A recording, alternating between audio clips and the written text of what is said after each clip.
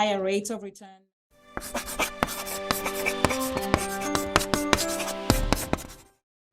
Hi, Esther. Welcome, and thank you so much for being here.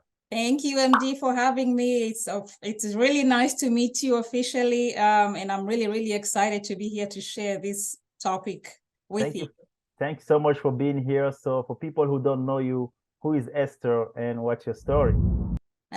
Great question. My name is Esther Nabwire. I am a financial professional. I'm fully licensed in the state of California, Arizona, and DC. And right now I'm an independent agent working under one of the top 1% broker dealers in the United States. And my vision is to get licensed in all the states in California. We do business in all of the US, Puerto Rico, and Canada. Okay. And, other than that, I'm also a certified financial educator through National Financial Education Council. Wow. So you have that experience. I saw on your profile that you have, your mission, you're trying to educate people about finances, and you have that very great mission statement where you say no family left behind, right? Mm-hmm. Yes, that's our mission. And sometimes people will ask us, no family left behind from what? Over time, we've noticed there's a huge financial literacy gap, and that's in our communities. It's people MD, and it's people I know, and we probably also were that part of that statistic. Right. So we are trying to close that gap, and that's why we are trying to bring literacy awareness to all families. Wow, that's great. So to get certificate, certified financial education instructor, is that open to everybody, or it just is hard to do? Actually, it's not. The organization itself is called National Financial Educators Council. And anybody who is passionate about changing their communities through financial literacy can take a course through them, and then you become certified. And they are also an advocacy company. So they empower you with resources, they help with marketing, they help with setting up a website, whatever way you need them to assist you in spreading the gospel about financial literacy, they come to you. And Wow. they actually have a LinkedIn profile as well. Nice. And how long does it take to get certified? So actually, it's a self-paced course, which, I have a background in training, and I'm an adult learner. So sitting in a classroom and listening to an instructor is not one of my strong suits. And so at the end, so it's a self-paced course. It takes however long you want it to take. You can finish it as fast as you want. You can finish it as slowly as you want. So you set the time frame as to when you want to become certified. Okay. Do you think it's interesting? It was valuable skills? For me, the best part of taking that course was understanding that financial literacy is not just learning about money. Money is energy. Money is a mindset. Money is behavior. So their training actually goes into understanding the background. Why do people act the way they do with money? Sometimes it's limiting beliefs. It's based on how you were raised. And so you have to uncover those layers in order to get somebody to where they want to be financially. So that was one of my biggest takeaways, was understanding that you have to get into the mindset first before you fix the skill sets. Yeah. Wow. That's good. That's good. Now, and then you have this website, myfinancialiq.com. Yes. What it is? So myfinancialiq.com is a new initiative that has been rolled out through my broker-dealer company, World Financial Group. Okay. And we are just trying to enhance everybody's IQ. We talk about college IQ and all these different IQs, but the one thing that we play around most with is money. Right. So if you don't know what your financial IQ is, how do you know where to start in order to get to where you want to go? So, and it starts with some very, very basic questions, and it gives you a score to tell you where you are, and then gives you recommendations about what you need to do. And more often than not, it will ask you to at least work with a financial professional. Okay. Because, the best sports players have what? They have coaches. Right. So for your financial journey, you also need a coach to walk you through, the journey to get to your financial independent destination. Wow. So they have this quiz here. Let me try to see. Take the quiz, yes, I can start it. So the first question is, how well do you believe you understand financial matters when managing your short-term and long-term finances? So I feel very unable. I feel very able. Let me see. How well do you believe you understand? So I don't know, maybe 4. Yeah. So thinking about the way you manage your short and long-term finances, how in control do you feel? I'm gonna go with 4 as well here.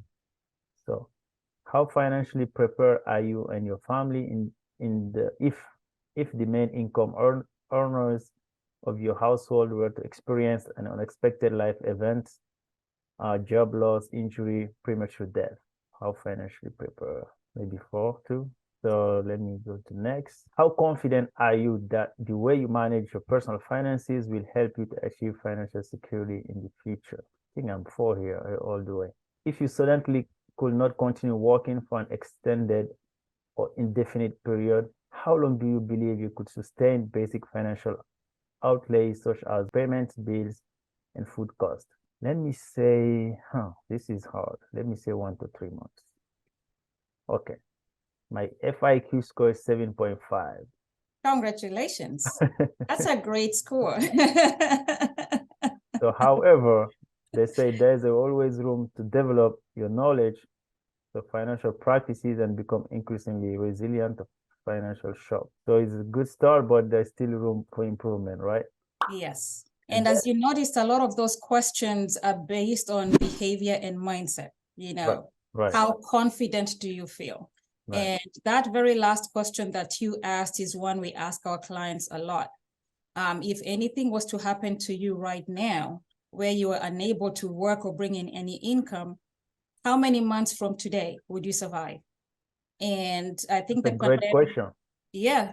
And it kind of like ties into being prepared with an emergency fund, but again, being prepared by protecting your income, meaning having something in place where if you were to fall ill, then you don't have to change zip codes.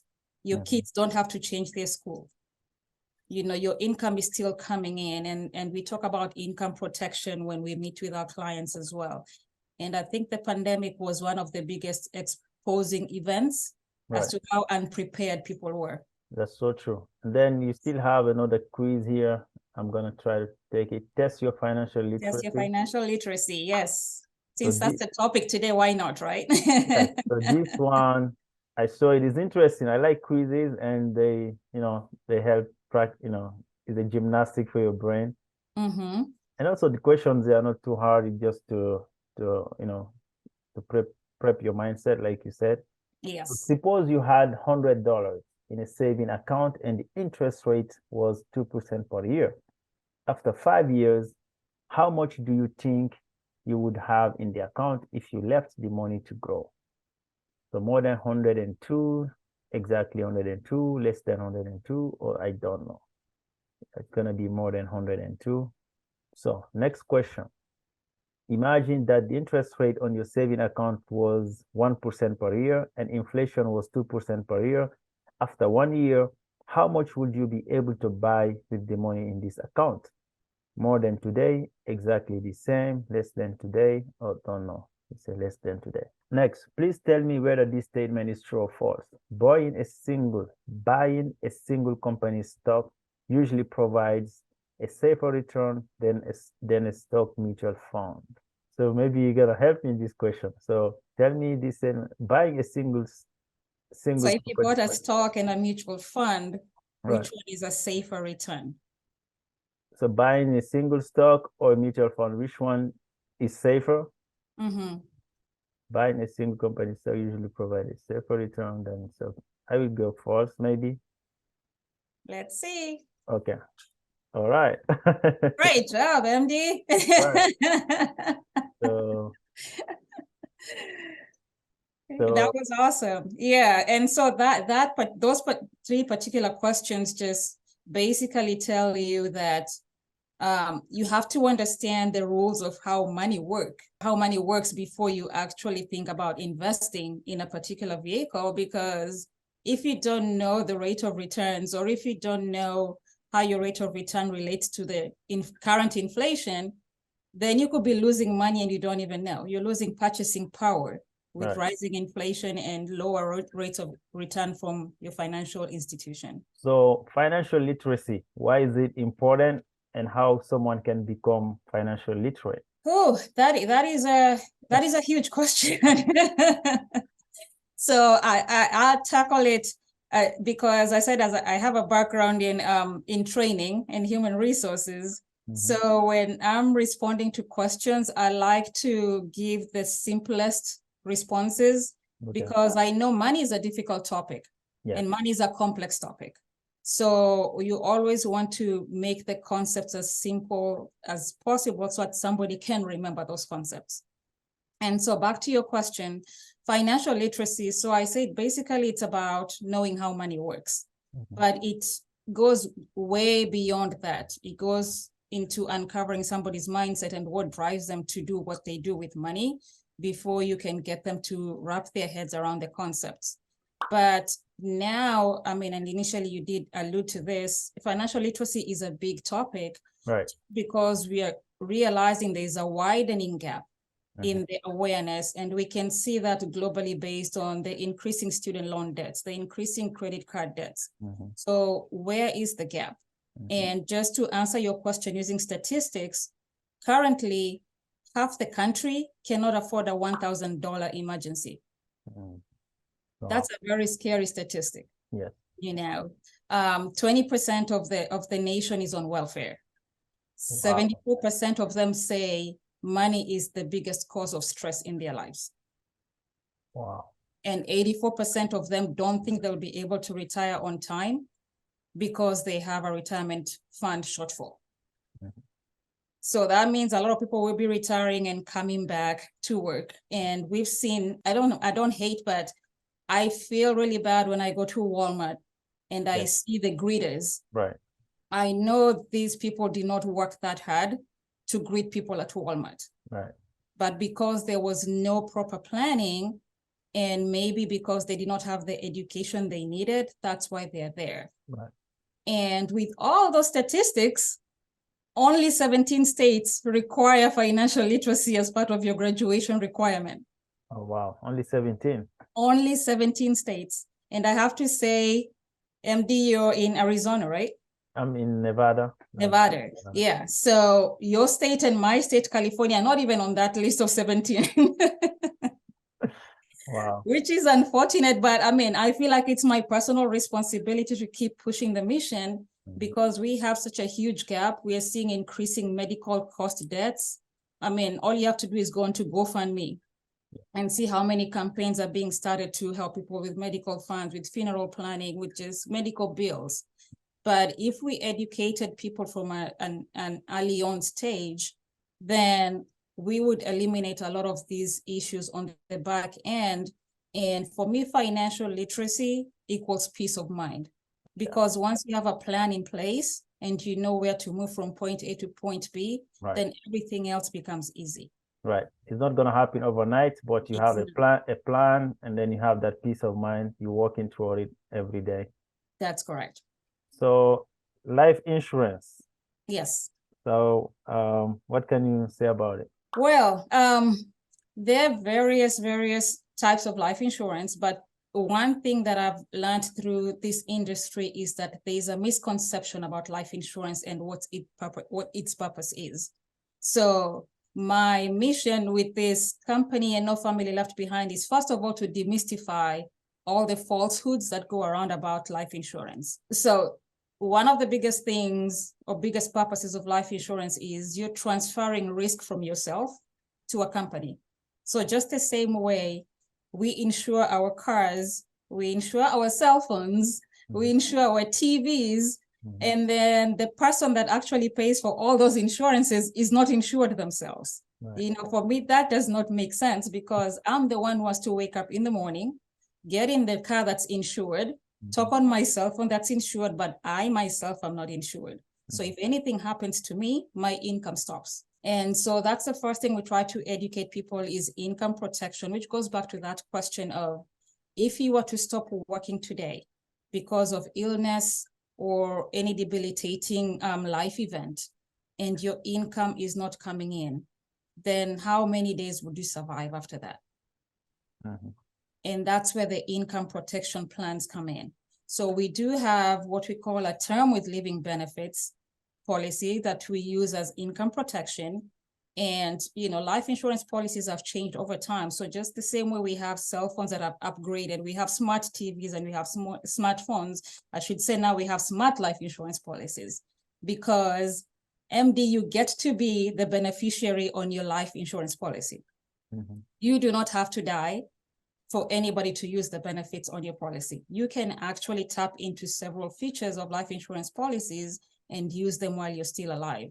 And living benefits is a big one, because you're able to continue your lifestyle when you're diagnosed with a critical, a chronic, or a terminal illness without skipping a bit or having to change your lifestyle or having to move. Because, when you're not working, then there's no money coming in. Right. We can't rely on government programs like unemployment insurance. We know those are just like short-term solutions. Right. And then we do have we do have different other plans for funeral planning. And we also have what I call a smart funeral planning life insurance policy. And this one comes with a concierge service. So MD, I'm not sure if you've ever planned a funeral before. No. Okay, I've had to help a family member plan a funeral. And that was before I got into the financial industry, before I deeply got into it. And the worst part of planning a funeral is you're worried about the expenses and don't have enough time to grieve. Yeah. Because you're trying to collect money to bury your loved one. And so with these new plans that we have in place, it takes the brain work out of the planning. The company assumes the responsibility of planning the full funeral. And you worry about burying, you just worry about grieving. As soon as they are notified, within 24 hours, they are working to get your loved one buried. And this happens even internationally. If your loved one passes away internationally, they work to get the person's body to where you are. So for me, that's peace of mind. Yeah. That's peace of mind. And the biggest misconception is that life insurance is expensive. It is not. It is not expensive. It is not. So depending on your age, it's as easy as running a quote and giving you, however much you want to get. You can easily get a policy for $500,000 for less than $100 a month. $500,000 added to a community for less than $100 a month, versus trying to raise $500,000 on GoFundMe. You cannot. Right. So it's a matter of just evaluating, but again, it's a matter of education, because like I said, there's been so much misconception out there that most people do not understand how current policies actually work. So this is a very regulated industry, right? Life insurance. Yes. So how do someone get life insurance? Do they need to contact you, Esther? They're gonna contact Esther. Hey, Esther, can you help me get one? Or what's the process? Yes. So my first advice is to whoever, your listeners or whoever wants to get a policy, once you align yourself with someone, make sure they are properly certified. I am certified in California. I display my California license anywhere. So anybody can go into the Department of Insurance and search for my license number and they'll see I'm fully licensed. So they always do due diligence. It's almost like going to a doctor. You have to make sure they are well certified to treat you, right? So it's always just aligning yourself with an actual legit financial professional, but also just knowing to ask the right questions, making sure you do your independent research as well, and just and the one thing that I recommend as well is when you line yourself up with a financial professional, you get your life insurance policy. That professional needs to ensure that they actually maintain contact with you. Now they're part of your family for life.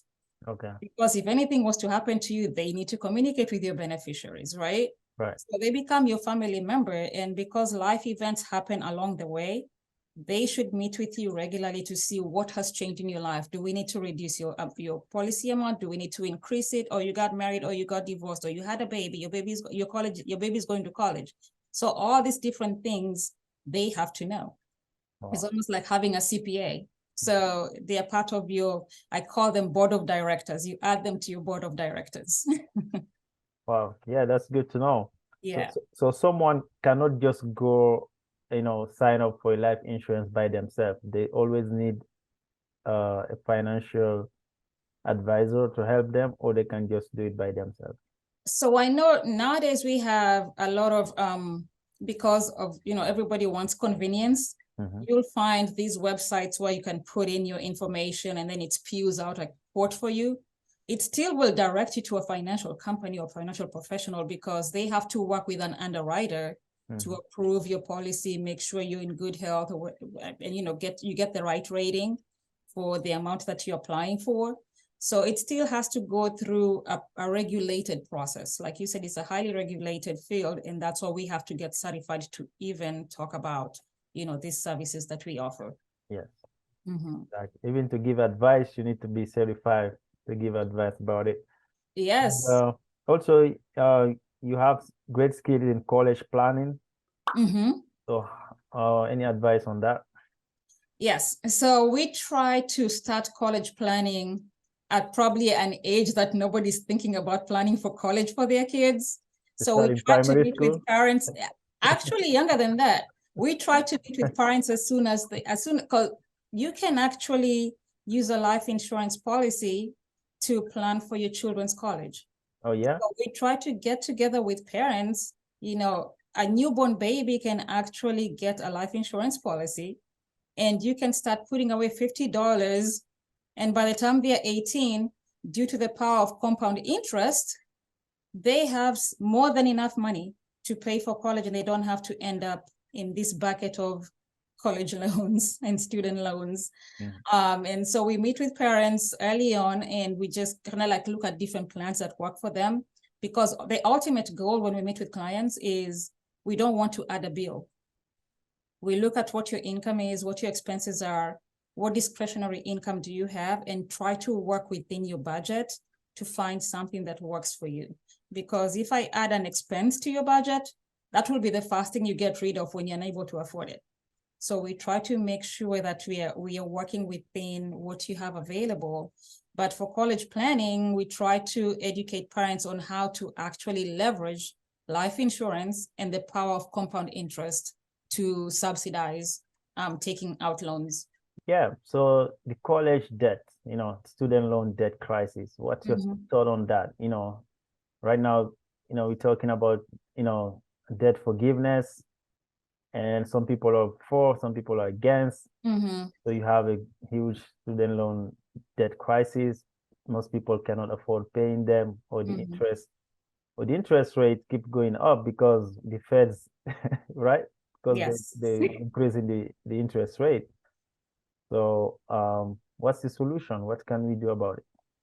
So as far as the student loan debt, so I know we do have a partner company that works with our clients who are struggling with credit card debt, student loan debts. But my take on that is why I actually push to become a certified financial educator, because through that certification, I'm able to go into high schools.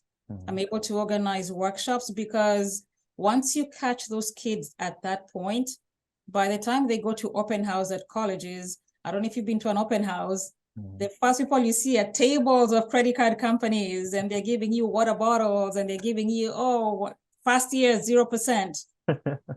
An 18-year-old does not understand what that means. They just know they have a card and they're spending somebody else's money, and they get to pay the minimum payment. But if they did understand that the compound interest works against them as far as debt, meaning if year 2, your interest rate goes up to 25%, using the rule of 72, which is the compound interest rule, that means your debt is going to be doubling faster than you can even catch up.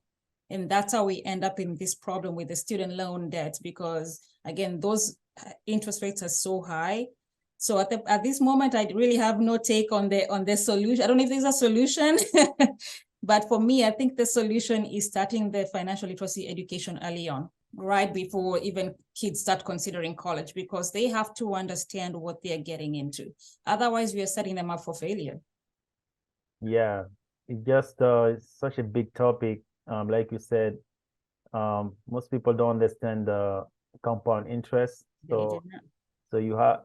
So if you like what you've seen so far, don't forget to subscribe and check my courses online. So you can go at Online Campus School and subscribe here and hit the notification so you get notified anytime you upload new videos. We have very interesting content here. So feel free to go ahead and watch whatever you like.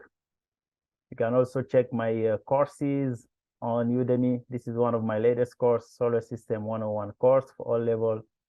This is one of the Hi everyone and welcome. I'm MD Jallo. I am an educator, a project manager, a data analyst about space and the long skills from public available information. Would you like to learn and refresh your knowledge about what is space? How big is space? About our solar system, about our own star, the sun, Kuiper Belt, the Earth cloud, beyond our solar system, with exoplanets and galaxies, planets, dwarf planets, moons in our solar system, and then learn about eclipses, asteroids. Come, I will see you inside the course. Ready, set, let's go.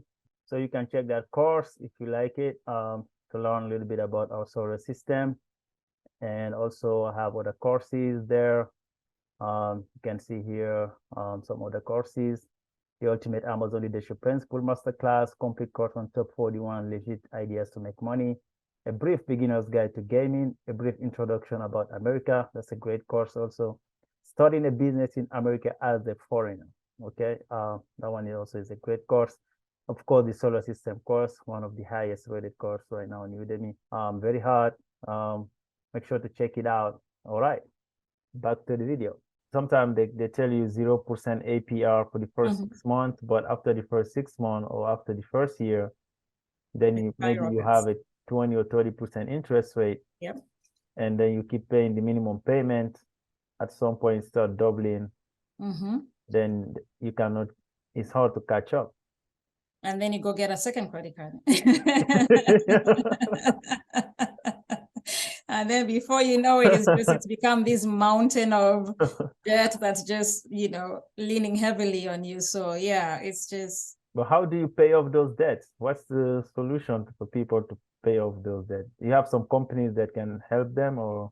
Yes, so we do have a partner company called Debt America that we refer our clients to, and they work with them to resolve the credit card issues, the student loan issues. So, and I know we have industry professionals out there like Dave Ramsey and others who have methods of working through debt. Some of them, it's kind of like, start with the one with the biggest amount and work your way down. Others is the reverse. Right.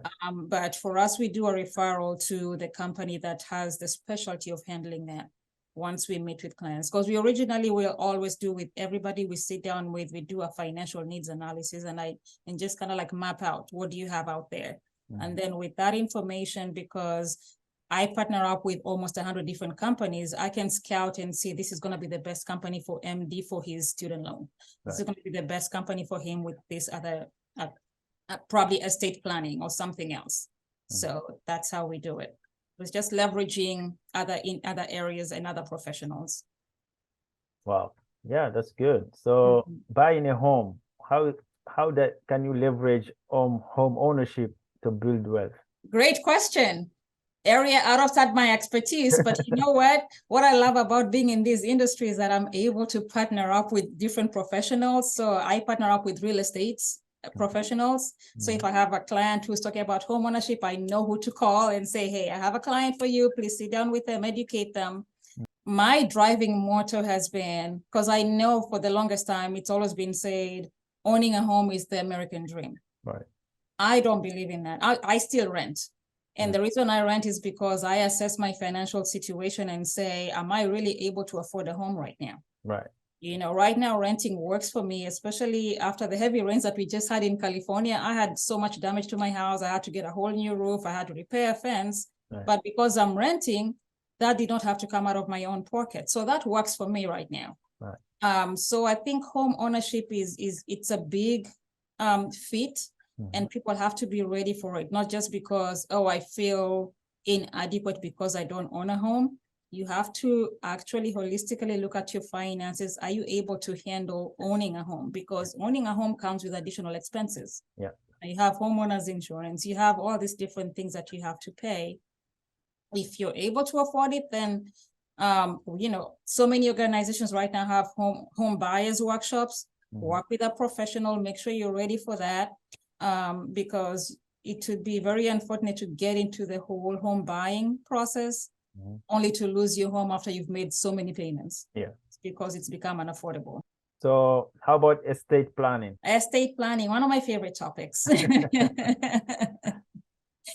So the reason estate planning is actually one of my favorite topics, and I mean, it's endearing to me just because people work so hard.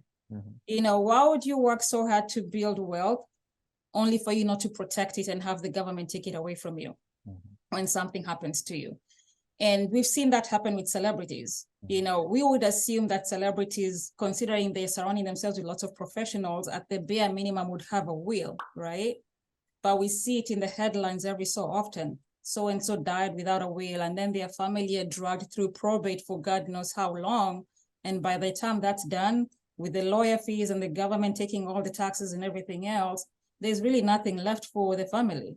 So estate planning is really dear to me because that will eliminate a lot of, family feud, especially because you have your wishes clearly outlined, and it's always recommended at the bare minimum, have a will and have all your directives, healthcare directive, because just because I told my spouse I want to be cremated does not mean I will, because it's not in writing anywhere. So it's his word against the dead Esther, So we have to make sure that we are not burdening our family members with making difficult decisions when the time comes. And we do have a wonderful law firm that we've partnered up with that always does like some really wonderful specials for clients. And you're able to get an estate or a trust at such an affordable price. And that's the other thing, again, a misconception about how expensive it is. We have law firms out here that actually have some affordable, simple trusts that have all your written wishes in place. And when the time comes, your family already has your directions written down, and you avoid probate, It's so important to plan for that, to have a will, especially if you have a lot of estate, you have a lot of, a lot of things, you have a lot of things you own. Yes. Then after you, people don't know what to do. If you have a will, that's just peace of mind. That's a game changer. Let's just follow what you want. Definitely, yeah. And all the estate planning is really huge for us right now, especially with business owners, because they always want to have a trust, because if somebody was to sue you, you don't want them to come after you. So you want to protect your business assets, but you also want to protect your personal assets. So having a trust in place is really important as well, because as your business scales and grows, all you're doing is just adding it to your trust. Wow. So how about investing? How to invest now? If you are financially literate, someone, maybe you're making good money, you managing your expenses, you managing your budget, so you have a couple of savings. So what to do with the extra money you have to invest? All right, so there's different ways, and so just like the medical field, with the financial industry, we all have different licenses that allow us to talk about certain things. So I don't do investing because for that I would need like my series licenses, but I do have business partners who do that. But at the same time, we still have options where we help people. Once you've increased your income, you're reducing your taxes, you've reduced your debt. We show you how to save in a different way. Again, like you can use life insurance as a savings vehicle actually, and it gives higher rates of return than your typical bank would, but then if people are interested in like the cryptocurrency or just like the stocks and everything else, we do have business partners who actually specialize in that. So how about retirement plan, like 401ks? What's your advice on that? Yes. Okay. So retirement plan. So one of the rules of money that we teach people is how money grows. So money grows one of three ways. When you put money in the bank, it's growing fixed, meaning, you just get the bare rate of return. But the beauty about having a fixed account is that it gives you safety. Then we have a lot of our pension, a lot of our retirement plans, the 401k, 403b, the TSP, all of those are called the variable. Okay. So the bank account is a fixed account. A bank account is a fixed account. So who do you bank with, MD? I need to say it here, but All right. So maybe a better question is, what rate of return do you get from your bank for your savings? I don't think they give me any. Just a checking account and a saving account. Yes. So if there is a rate of return, I don't know. Okay. So my bank for my savings account gives me 0.01%. Okay. So that's very negligible. Right. But it's safe in the bank, right? Plus it's liquid. I can access it anytime I want. And then the 403b, the 401ks are what we call the variable accounts, meaning they have 100% participation in the market. What do I mean by that? 100% participation means if the market goes up, your money goes up, right? Yes. If the market tanks, your money tanks with it. So that's 100% participation in the market because you're fully exposed to how volatile the market is, depending on what's going on. And then we have the indexed accounts. So indexed account is a hybrid of the fixed account and the variable. So it takes the best of both. It takes the stability of the fixed, but it also takes the upward of the variable account. So when the market goes up, your money goes up. When the market goes down, your account stays safe. Okay. So with 401ks, the thing is most people go to work, you get hired, and you're told your employer is offering a retirement plan. You sign all the papers and you start contributing to a 401k. Right. The one thing that we see over and over again is people do not understand how their 401k works. Right. And then they get surprised when you're 2-3 years from retirement and you're like, oh my God, where is all my money? Well, the money was participating in the market. So when COVID happened, it went down. Then it rose again. Something else happened, it went down. But nobody takes the time to educate us about the 401k and the 403bs until it's way too late. Right. And that plays back into that statistic that I mentioned earlier. 84% of people don't think they'll be able to retire because the market has just been so volatile that they've lost their savings. And when some of them hoped to retire right before the pandemic, then the pandemic happened. So they ended up having to work longer to try and recoup some of the money that they lost. So my advice is always for people to reach out to your HR office, get all the ABCDs of how your 401k works. And the 3 ways that I said money grows, we recommend diversifying and having money in all the different buckets. Don't have in just one bucket. Because retirement, again, is not a guarantee. Right now, with a 401k, you're deferring taxes. And who knows what the tax rate is going to be when it's a year you're retiring. Taxes may go up, taxes may go down, but we don't know. Our favorite uncle, Uncle Sam, is the only one who knows what he's going to do at that point, right? He decided the year Esther is retiring, taxes are going to go up, and then I lose 90% of my retirement, So it goes back to educating ourselves. And I know sometimes there's just so much information out there, it's hard to sift what's right and what's wrong. But the HR officers are the first starting point for any employer to find out at least how the retirement works. So find out about your 401ks, and then how do you do the rollover if you have some money in there you want to do rollover? Great question. So again, when people retire or they're moving from one job to another, or they discover they had an old 401k, so we meet with them and first identify which company it was, what company is actually holding the 401k, and then there's a communication process and paperwork that has to happen before that rollover happens. And so what we do is, because the 401k is in the market, our first responsibility is to take it out of the market and ensure that we have it safe and sound in an indexed account where they are able to enjoy the upwards of the market. But then when the market goes down, their principal is locked in.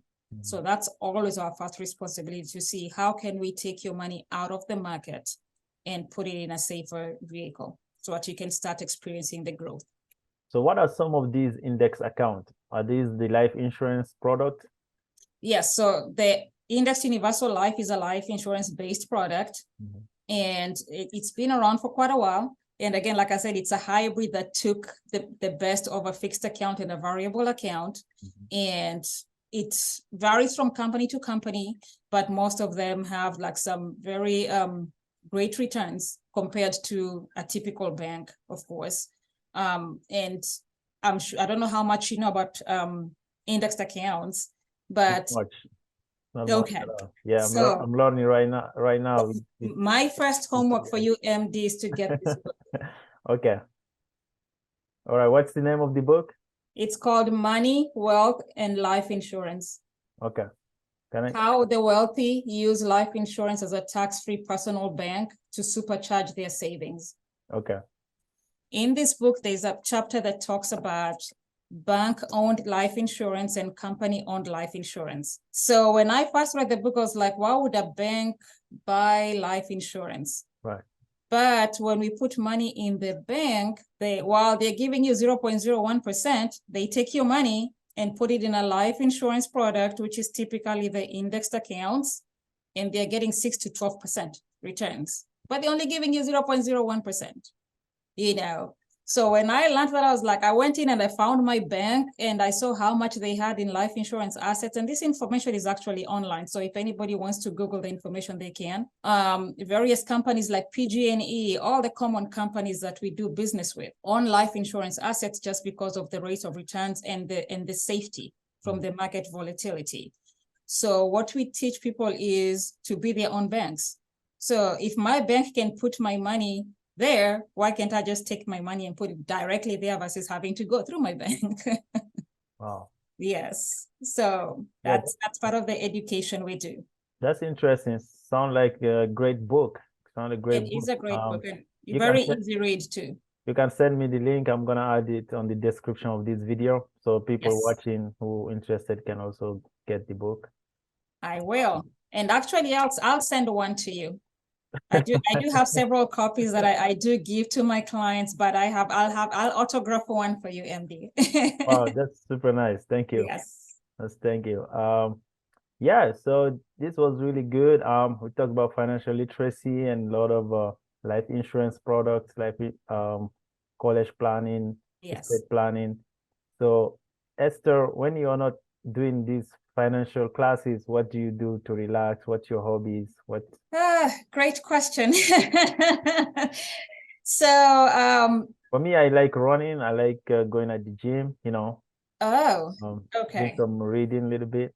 Yeah. I want to say I enjoy, I'm a single mother of a 26-year-old. So any time I can get with her, I do want to spend time with her along with my mom. But at the same time, I do have a social network that we get together over the weekend sometimes. I love event coordination. Yes, I do love event coordination. And it's funny, sometimes you say, what's spare time? Because, you're busy doing different things. And one of the things I have done in the Bay Area is actually financial workshops. I have a friend who's a Kenyan American, the first Kenyan American winemaker. Oh, wow. Who is also trying to break barriers. Yes. So we're trying to create access to financial services. We're trying to create access to industries such as the wine industry that have significantly not included women. And so we've tried to do financial workshops over there, but we also do various events just to promote the diaspora and the African community within the Bay Area in California. But other than that, I do love to cook and I love to read and I love to dance. Wow, those are great hobbies. Those are great. So what's your day-to-day look like? So your day-to-day, you probably organize an event, right? Talking about financial literacy workshop. Yeah, so actually, I do have two careers. I do have a regular job. I work in human resources training. for a state department agency, and then I do financial services as well. So my day typically from 7 to 4 is my regular job. Then from 4 to 9, 10, 11 is financial services, meet with clients, attend trainings, just try to polish up on my skill sets as best as I can, because things change a lot with the financial industry. So I always want to stay abreast of what new things have come out. And yeah, so that's like my typical day is 7 to 4 regular job, 4 to 9, 10 is my passion. I like that. You have that great energy. You having these two jobs.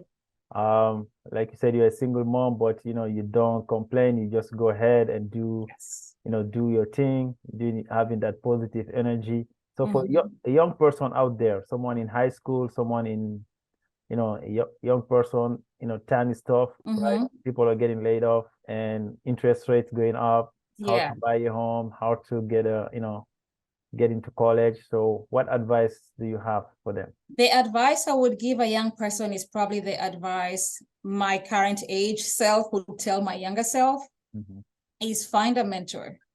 Find somebody that you look up to, that you believe has probably navigated that journey, and just ask them to take you under their wing. Because for me, I was really shy about asking because I didn't want people to know that I didn't know, but I wish I had aligned myself with mentors in certain areas. I think I would have made different choices. But then just do research. And there's a lot of information out there, but like I said, just do due diligence. A lot of the boys and girls clubs now are actually offering so many different programs. I know I've communicated with a few of them that want to start like financial literacy curriculum, because financial literacy is not a one-day event, like you said. You have to follow somebody on their journey. If I tell you we need to improve your credit score from 600 to 800, I can't just end the conversation there. I have to help you until we get to the 800, then celebrate that milestone and then start working on something else. So it's a lifelong journey. So for the youth, just find a mentor and align yourself with them, and just be okay with making mistakes, because failures are it's not a failure. We call them, it's a teachable moment. When you stumble, make sure you pick something up. What did you pick from that experience, and learn from it? So it's okay to make mistakes. Right. That's awesome. Learn from your mistake, find a mentor, surround yourself with great people that can uplift you. Yes. And yeah, that was great. And Esther, just have fun, enjoy youth. Yeah, enjoy your time, enjoy your time, have fun if you can. Yes. Hey, that was awesome. I can talk to you forever. So this was so much for being here. Maybe we can do this again next time. I hope so. And I just wanted to tell you that I do appreciate you doing these financial literacy events, because I think the one thing that actually drove me into the industry is because there's so many communities that felt marginalized, that they didn't have access to information. Right. And being an independent agent gives me the advantage of sitting with people where they are, meeting with them. If somebody says they want to meet at 10 p.m., I can meet with them at 10 p.m. And like Merrill Lynch that will tell you we work from 8 to 5 and I'll charge you $200 an hour, I meet with clients free, and I meet them when they want to meet. So we are trying to break that barrier to Thank you for doing that. Thank you for doing that. Yes, and people like you keeping the gospel going help facilitate the conversation, because now you're going to reach a wider group of people, and they're going to know I can find information here, because the information is there. It's just that people do not know where to start or where to find it. Yeah, thank you for being here also, because it's good to have people who have the certification, who have the expertise to talk about these topics, so, and also willing to share what so we can put it online for free. People can watch on YouTube. Yes. So also thank you so much for that. No problem. It was my pleasure, and thank you for finding me on LinkedIn. It was divine intervention for sure. All right. Thank you. See you next time. Bye-bye. All right. Thank you.